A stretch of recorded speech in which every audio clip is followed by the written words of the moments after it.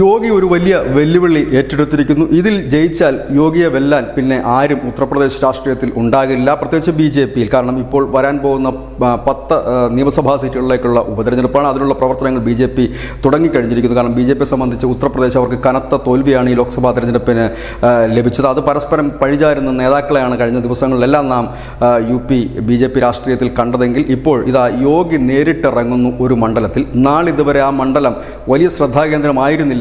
ഇപ്പോൾ രാജ്യത്തിന്റെ മുഴുവൻ ശ്രദ്ധാകേന്ദ്രമായ ഒരു മണ്ഡലത്തിന്റെ പേര് മിൽക്കിപൂർ എന്നാണ്. അയോധ്യ നഗരം സ്ഥിതി ചെയ്യുന്ന അതിന് തൊട്ടടുത്തുള്ള മണ്ഡലം മിൽക്കിപൂർ. ഇവിടെ നിന്നുള്ള MLA സമാജ്വാദി പാർട്ടിയുടെ MLA ആയിരുന്നു. SP-യുടെ സിറ്റിംഗ് സീറ്റാണ്. SP-യുടെ MLA രാജിവെച്ച് ഈ ഫൈസലാബാദ്, അതായത് അയോധ്യ ക്ഷേത്രം സ്ഥിതി ചെയ്യുന്ന ആ ലോക്സഭാ മണ്ഡലത്തിൽ മത്സരിച്ച് ജയിച്ചിരുന്നു. അന്ന് പത്രങ്ങൾ നൽകിയ തലക്കെട്ട് അയോധ്യയും BJP-യെ കൈവിട്ടു, രാമനും BJP കൈവിട്ടു എന്നാണ്. ഇവിടെ ഈ മിൽക്കിപൂറിൽ BJP-ക്ക് ജയിക്കാനായാൽ അയോധ്യ തിരിച്ചുപിടിച്ചു എന്നുള്ള തലക്കെട്ട് മാത്രമല്ല, യോഗി അജയനായി എന്നൊരു തലക്കെട്ട് കൂടി വരും.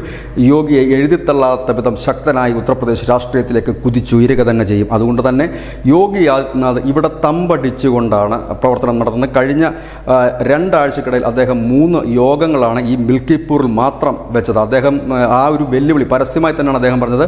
ഈ മണ്ഡലത്തിൽ ജയിച്ചു കയറുവാൻ ഞാൻ തന്നെ നേരിട്ടിറങ്ങുന്നു എന്ന് പറഞ്ഞുകൊണ്ടാണ് അദ്ദേഹം ഇവിടെ 5 മന്ത്രിമാരെയാണ് ഈ നിയമസഭാ മണ്ഡലത്തിൻ്റെ വിവിധ മേഖലകൾ തിരിച്ച് അവരുടെ പ്രചരണത്തിനായി നൽകിയിരിക്കുന്നത്. നിലവിൽ SP-യുടെ സീറ്റാണ്, ലോക്സഭയും SP-യുടെ സീറ്റാണ്. ഏതായാലും ഈ ഒരു മണ്ഡലം പിടിക്കുകയാണെങ്കിൽ അയോധ്യ തിരിച്ചു പിടിച്ചു ഇതിൽ അഭിമാനിക്കാം യോഗിക്ക്. News desk news India Malayalam.